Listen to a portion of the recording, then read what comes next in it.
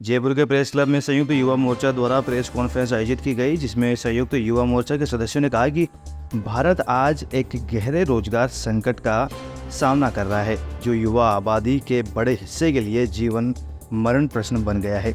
इसे साबित करने के लिए पर्याप्त आंकड़े तथा वास्तविक जीवन की कहानियां मौजूद है। कहने की जरूरत नहीं कि मौजूदा निज़ाम की नीतियाँ और राजनीतिक हमको इस मुकाम तक ले आई है। न सिर्फ हमारी अर्थव्यवस्था बल्कि हमारा समाज और लोकतंत्र निशाने पर है। इसलिए संकट बहुआयामी और अभूतपूर्व है। बेरोजगारी है इस समय वो एक राष्ट्रीय आपदा का रूप ले चुकी है। जीवन मरण का सवाल बन चुका है। इसके पर्याप्त आंकड़े हैं और रियल लाइफ स्टोरीज़ हैं जिससे ये साबित होता है। हम लोगों की कोशिश ये है कि जो हताशा और निराशा में नौजवान युवा हैं, जो विवश हो गए हैं आत्महत्या तक करने को, हम उस हताशा और निराशा से निकाल के देश को उम्मीद और समाधान की तरफ ले जाएं। इसके लिए देश भर के 113 संगठन साथ आए और सब ने मिलजुल कर एक संयुक्त युवा मोर्चा का गठन किया। एक कॉमन एजेंडा पे आम सहमति बनी। इस बात पर आम सहमति बनी कि रोज़गार को लेकर देश भर में एक बड़ा व्यापक युवा आंदोलन खड़ा करने की ज़रूरत है। सरकार से हमें भरोसा चाहिए कि हम रोज़गार के विषय पर गंभीर हैं। हम जिसको भरोसा कह रहे हैं वो है भारत रोज़गार संहिता, भरोसा।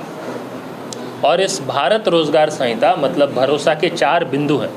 पहला बिंदु तो ये है कि रोज़गार का अधिकार देश के हर वयस्क के लिए होना चाहिए। कम से कम न्यूनतम आय पे जो काम करने को तैयार है उनके लिए अपने घर के 50 किलोमीटर के दायरे में, कम से कम जिनको बोझा ढोना है, ठेला चलाना है और जो विवश हैं इस काम के लिए भी कि अपने घर से 500 किलोमीटर, 400 किलोमीटर और 1000 किलोमीटर दूर जाके किसी शहर के लेबर चौक पे खड़े होते हैं, वो नहीं होना चाहिए इस देश में।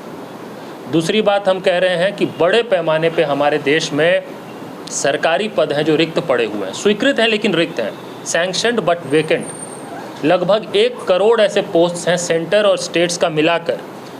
अब इनको भरने के लिए कोई कानून बनाने की ज़रूरत नहीं है, कोई ऑल पार्टी मीटिंग बुलाने की ज़रूरत नहीं है। इसके लिए सिर्फ विभागवार विज्ञापन जारी करके समयबद्ध ढंग से नियुक्ति करने की ज़रूरत है। अगर सरकारें गंभीर हो तो इस देश के 1 करोड़ परिवारों का तुरंत भला हो सकता है। हम कह रहे हैं कि इन 1 करोड़ पदों पे टाइम बाउंड और फेयर ढंग से इमीडिएट रिक्रूटमेंट होना चाहिए। हमने एक मॉडल एग्ज़ाम कोड तैयार किया है। उस मॉडल एग्ज़ाम कोड के अंतर्गत जो ये कहता है कि कोई भी रिक्रूटमेंट प्रोसेस हमारे देश में, चाहे वो 2 टियर का हो चाहे 3 टियर का हो, वो अधिकतम 9 महीने में पूरा हो सकता है, अगर उसको विज्ञापन से लेकर नियुक्ति तक की हम बात कर रहे हो तो। तीसरा बिंदु भारत रोजगार संहिता का है कि जो संविदाकरण चल रहा है हमारे देश में, बड़े पैमाने पे रैम्पेंट कॉन्ट्रैक्चुअलाइजेशन हो रहा है। ऐसे ऐसे जॉब्स में जो पेरेनियल नेचर का है, जिसका साल भर काम होना है, 12 महीने का काम है, उसको ठेके पर दे दिया जाता है। समझ में आता है कोई सीजनल काम है, कॉन्ट्रैक्ट पे हो रहा है तो फिर भी उस पर बात की जा सकती है, लेकिन शिक्षक का काम ठेके पे, देश की सुरक्षा ठेके पे, तो ये कॉन्ट्रैक्चुअलाइजेशन की जो पॉलिसी है ये बंद होनी चाहिए।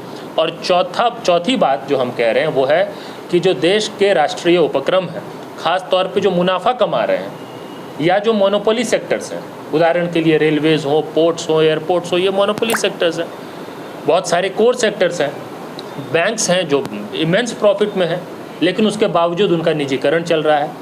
तो मुनाफे का निजीकरण हो रहा है, घाटे का राष्ट्रीयकरण हो रहा है। जहाँ जहाँ घाटा होगा, केजी बेसिन डूबेगा वहाँ ओएनजीसी का पैसा लगेगा, यस बैंक डूबेगा वहाँ एसबीआई का पैसा लगेगा।